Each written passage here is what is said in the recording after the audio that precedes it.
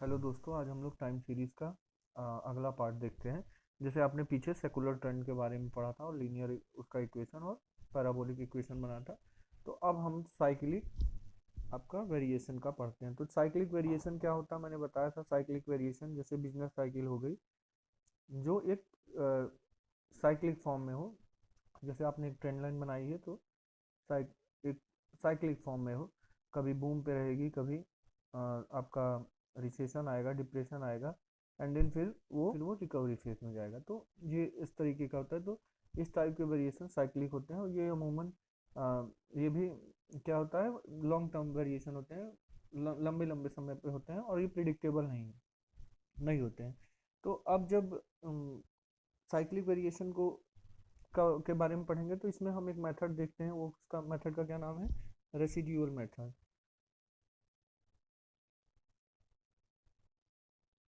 Residual method. अब इस method में क्या करते हैं, तो जो रेसिड्यूअल मेथड होता है, इसका बेसिकली आप ये चीज़ समझिए कि इसका जो यूज़ होता है वो फ्यूचर प्रिडिक्ट करने के लिए हम नहीं करते हैं। बस हम अपने पास्ट ट्रेंड में क्या फ्लक्चुएशन हुए हैं या क्या वेरिएशन हुए हैं हमारे पास्ट साइकिल में, उसको एनालाइज करने के लिए हम रेसिड्यूअल मेथड का यूज़ करते हैं।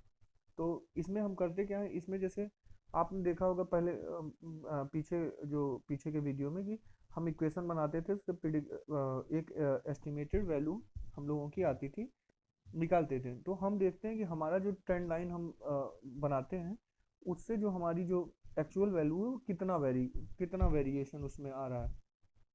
तो वही हम पास्ट फ्लक्चुएशन या पास्ट वेरिएशन कितना है उसको एनालाइज करते हैं। तो अब मैं समझाता हूँ। जैसे इसमें हम करते क्या है, सबसे पहले हम इसमें क्या करते हैं, अपनी एक एस्टिमेटेड वैल्यू कैलकुलेट करते हैं। एस्टिमेटेड वैल्यू कैसे कैलकुलेट करेंगे? आपको जैसे टाइम सीरीज के रेफरेंस में कोई डाटा दिया होगा, उसकी एस्टिमेटेड वैल्यू, जैसे आपने इक्वेशन पीछे ट्रेंड लाइन का एक इक्वेशन बनाएंगे, y is equal to A plus B X के टर्म में, एंड देन क्या करेंगे, वहाँ से एक्स की जो वैल्यू को रख के आप एस्टिमेटेड वैल्यू निकालेंगे। अभी मैं क्वेश्चन समझाऊंगा तो आपको और अच्छा समझ में आएगा। उसके बाद दूसरा पॉइंट हम क्या करते हैं, अपनी जो एस्टिमेटेड वैल्यू है उसका कंपेयर एक्चुअल वैल्यू से करते हैं कि उसमें कितना परसेंटेज ट्रेंड हुआ है। तो इसको कैसे निकालते हैं, वाई और वाई डैश इंटू 100 करके। अभी मैं क्वेश्चन में समझाऊंगा।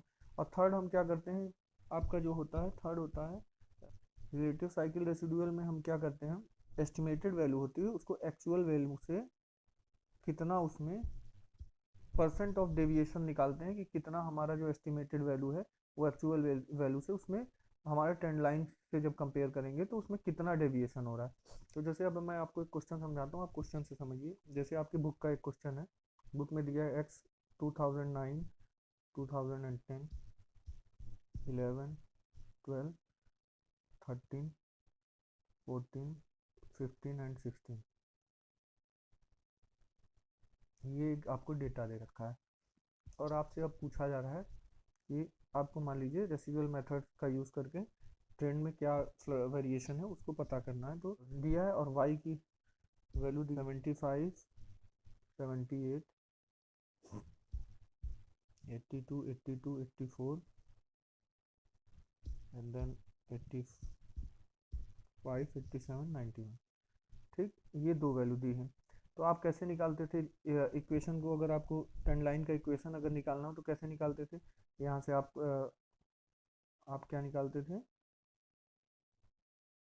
सी टाइम निकालते थे। तो सी टाइम कैसे निकालते थे आप, इनका मीन निकालेंगे, तो इनका जब आप टोटल करेंगे तो आपकी वैल्यू आ जाएगी 16100। आप जोड़ के देख लीजिएगा। और जब मीन निकालेंगे आप तो आपका आ जाएगा 16100 को आप 8 से डिवाइड कर देंगे।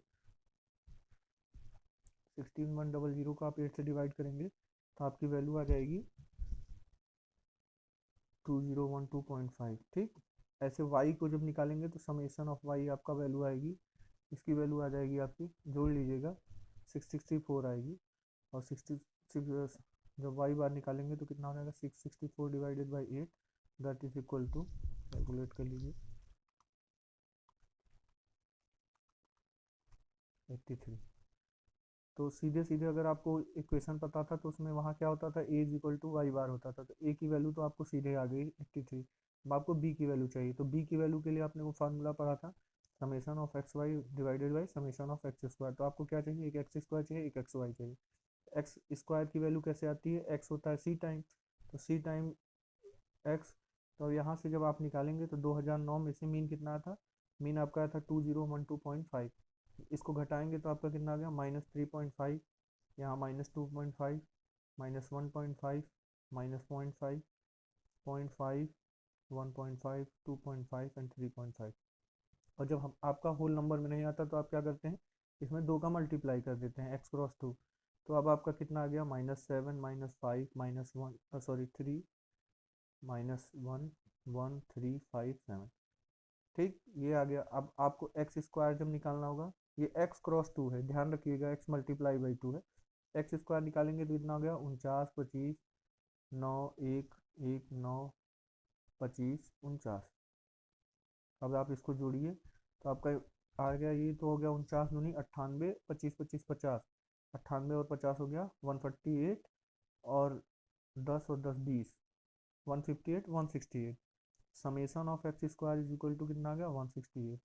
अब आप x और y निकालेंगे तो x की वैल्यू आपकी ये है, y की वैल्यू ये है।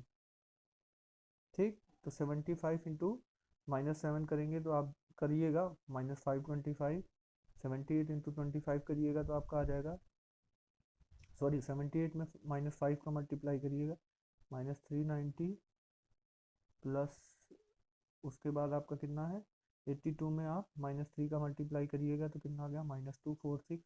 यहाँ 82 में -1 का मल्टीप्लाई करेंगे तो -82, 84 में 1 का 84 पॉजिटिव, 85 में आपका 3 का मल्टीप्लाई होगा तो आपका आ जाएगा 255, 255 हो गया। यहाँ पे कितना आ गया 435 एंड यहाँ 637, मल्टीप्लाई कर लीजिए।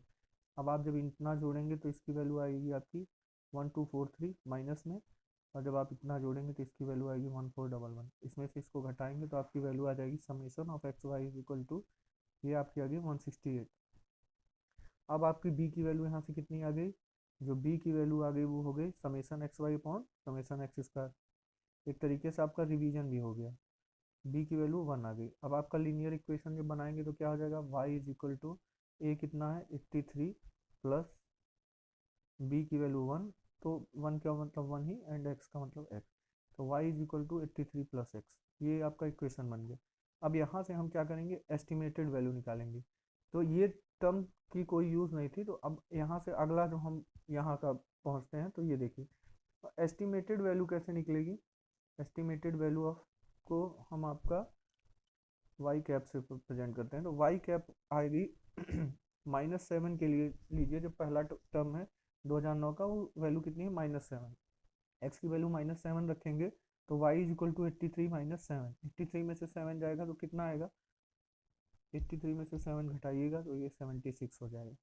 जब 2010 के लिए लेंगे तो 83 -5, तो आपका कितना आ जाएगा, ये आएगा 78। ऐसे ही जब इस वाली टर्म के लिए लेंगे 2011 के लिए तो 83 में से 3 गया तो ये आ गई 80 वैल्यू। ऐसे ही अगले टर्म के लिए लेंगे जब 2012 के लिए तो 82 में से सॉरी 82 के लिए, तो ये आपकी एक्चुअल वैल्यू है। और आप एस्टिमेटेड निकाल रहे हैं तो एक्स की इन वैल्यूओं के लिए एस्टिमेटेड वाई की वैल्यू हम निकाल रहे हैं, तो एक्स की ये एस्टिमेटेड वैल्यू है, इसके लिए वाई की वैल्यू हमारी यहाँ निकाल रहे हैं।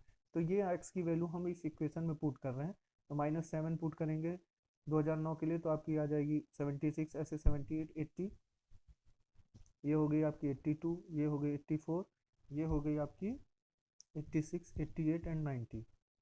अब आपको अगला टर्म क्या करना है, परसेंटेज ट्रेंड ट्रेंड निकालना था। परसेंटेज ट्रेंड कैसे निकालते हैं आप, एक्चुअल को क्या करते हैं, जो एस्टिमेटेड से उससे डिवाइड करके मल्टीप्लाई करते हैं, तो देखते हैं कि कितना परसेंट ट्रेंड ट्रेंड से उसमें वेरिएशन हो रहा है। तो देखिए अगर आप ये देखेंगे तो आपका हो जाएगा 75, ये एक्चुअल वैल्यू थी, डिवाइडेड बाई 76, कितना आ गया 0.98 इंटू 100 करेंगे तो 98.6। तो वेरिएशन जो आपका हुआ वो 98.6। ऐसे इन सबको कैलकुलेट जब करेंगे तो ये हो गया 100, 100.25, 102.5 सॉरी, यहाँ पे आ गया 100, ये आ गया आपका 100, ये हो गया आपका 98.8, 98.9 एंड ये 101.1। तो अब आप देखिए अगर एक रेसिडुअल, तो RCR जो हुआ वो कितना हो गया, एक्चुअल आपका है कितना 75 -76, और या तो आप ऐसे इसको 100 के कंपेयर में करिए, तो 100 से ये एक तरीके से देखा जाए तो कम हुआ है कितना, -1.3%, सॉरी 1.4%, 1. ये 7 आएगा, आप कैलकुलेट करिएगा तो ये कितना हो गया आपका परसेंट। और इसको 100 ही है तो इसमें मतलब कोई फ्लक्चुएशन नहीं, आपकी ट्रेंड लाइन पे इस वैल्यू के लिए 100, मतलब अगर ये ट्रेंड लाइन समझिए तो 98.6 मतलब नीचे 100 पे है तो इसी लाइन पे है, तो 100.0। और चाहे आप इस पे वैल्यू रख के भी निकाल लीजिएगा वैल्यू, अगर आपको बहुत मन होगा। 102.100 मान लीजिए, ये लाइन जो है ये 100 पे है, तो इसके ऊपर जाएंगे, अगर पॉजिटिव रहेगा तो 102 पॉजिटिव हुआ तो इधर ऊपर है, और अगर निगेटिव है तो इधर नीचे आएगी।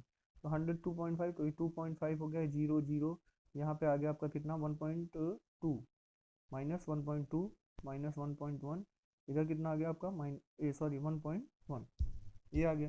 तो आप देखते हैं कि आपका ट्रेंड जो है वो 2010 पे जीरो, मतलब एकदम ट्रेंड लाइन पे, तो आपने जो एस्टिमेटेड है वो आपका सही है। ऐसे इस पे 2012 और 13 में भी आपका सही है, क्योंकि आपका 100% माने आपके ट्रेंड लाइन पे है, वेरिएशन नहीं। तो रेसिडुअल मेथड का यूज़ हम किस लिए करते हैं, हम अपने पास्ट जो भी साइकिल के वेरिएशन होते हैं उसको उसको वेरिएशन को एनालाइज करने के लिए, पास्ट जो साइक्लिक वेरिएशन होता है उनका एनालाइज करने के लिए कि क्या फ़र्क पड़ता है, हम रेसिडुअल मेथड का यूज़ करते हैं।